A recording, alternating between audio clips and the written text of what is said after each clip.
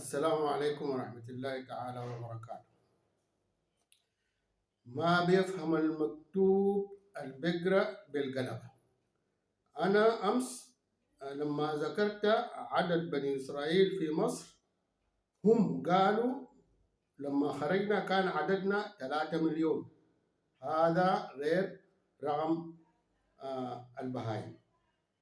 أنا طبعا لما بكتب الكلام ده أنتوا أمشوا واطلعوا وأدرسوا الموضوع، شوفوا كلامهم هل حقيقي هل ما حقيقي كده. كذلك قلت لكم أن سيدنا موسى ليس من بني إسرائيل، بل هو سبط من أسباط سيدنا يعقوب عليه السلام. ولما حضر الموت سيدنا يعقوب عليه السلام ماذا قال لأبنائه حينما رضي سيدنا يوسف عنهم؟ يعني سيدنا يوسف لما رضى، لما جو هناك في مصر ورضى عن أخوانه، ماذا قالوا وهم في حضرة سيدنا يوسف؟ كذلك قالوا ايش؟ قالوا نعبد إلهك وإله آبائك إسحاق وإبراهيم وإسماعيل ونكون له مسلمين، ولم يذكروا ولم يقولوا إلهك إله إسرائيل. طبعا والقرآن من قال بذلك. لو أتباع سيدنا محمد صلى الله عليه وسلم في كل العالم لم تكن لديهم دولة كمثال، يعني لسعوا بتكوين دولة وأسموها بالدولة المحمدية، ده كمثال. لقد تسمى النصارى عندما كانوا توراتيين بأسماء توراتية، وذلك قبل ظهور المسيح، وسمي يعقوب بجاكوب، ولم يسموا إسرائيل. يعني النصارى ما سموا إسرائيل، التوراتيين ما سموا إسرائيل، وسموا يوسف بجوسف، وكذلك جوسف. وبعد ما جاء المسيح بالإنجيل تسمى المسيحيين بأسماء 12 حواريا. وفي لساننا السوداني نطلق عليهم بالجنون. بسم الله الرحمن الرحيم. وجنى الجنتين دان، صدق الله العظيم. بس عشان أنا يعني تعملوا تقارن، يعني تعملوا كونكت. وفي الجزيرة العربية يسمونا بالبزورة. وفي السودان نسميهم بالجنة للمفرد وبالجنون للجمع. وبالتالي جنون سيدنا عيسى عليه السلام هم جين وجونسون وجوهانس وجوهانسون يوهانس جنة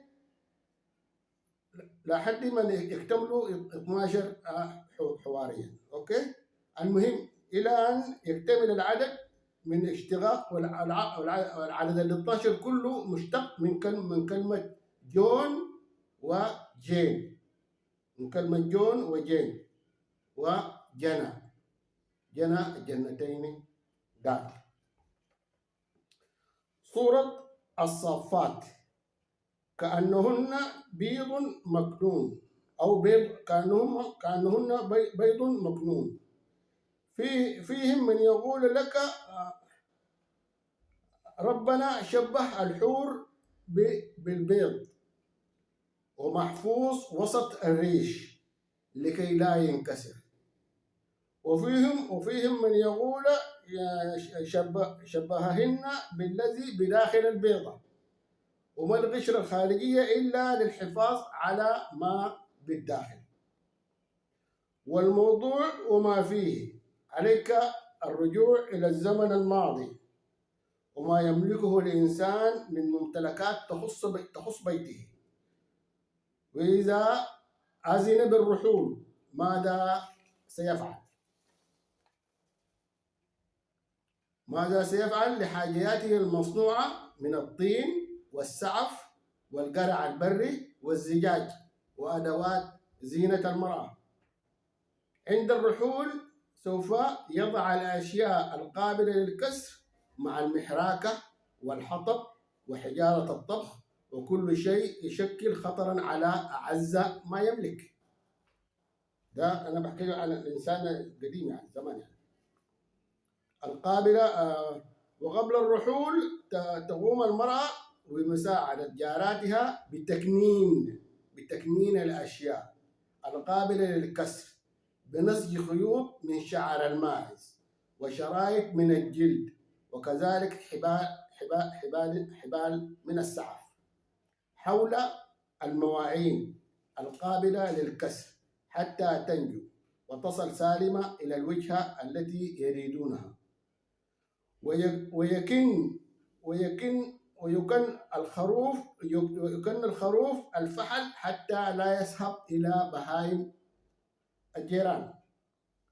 ألم تروا الآن أن كثيرا من الباحثين عن الذهب والمعادن الأخرى يجدونه داخل جرات وجرة من فخار وغابلة الكسر. هذا هو البيض المكنون. وما يفعل للماعون البيضاوي بيضاوي الشكل يفعل للولو لكي لا يصيبه خدش.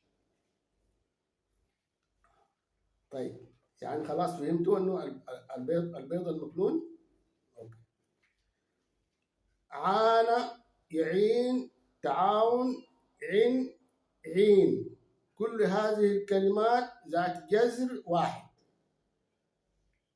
نجي لكلمة، أنا طبعا ببحث في الثقافة السودانية، في التاريخ، في الكلمات في اللسان السوداني، والكلمة في القرآن الكريم، وهكذا في كل حاجة، في الجغرافيا، في أي حاجة ببحث. طيب عيال، نحن في السودان بنسمي الأولاد بالعيال. عيال تعيلهم في الصغر ويعيلوك في الكبر. تعين زوجتك وهي كذلك تعينك. العوين. قل العين المؤجرة ولا تقل العين المؤجرة. لما تقول العين المؤجرة معناها النبع المؤجر، النبع المؤجر، لأن العين المؤجرة لديك منها عائد وهو الإيجار، وهو يعينك في حياتك ويعين أهلك في بعد مماتك.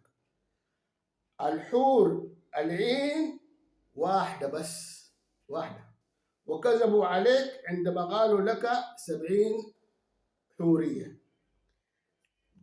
جاء رجل إلى رسول الله صلى الله عليه وسلم وأراد أن يشارك في الجهاد، وكان راعيا لغنم يهودي. سأل رسول الله صلى الله عليه وسلم ما يعني يريد الجهاد، ماذا أفعل بغنم اليهودي؟ قال له رسول الله صلى الله عليه وسلم أكشحهم بالتراب، وبالفعل كشحهم بالتراب، وذهبت الأغنام إلى سيدها اليهودي. أصيب الرجل بحجر ومات، وأحضر للدفن وسط جموع من المسلمين، وكان من بينهم سيدنا محمد صلى الله عليه وسلم. هنا طبعا دي شهادة بتاعت مجموعة من المسلمين،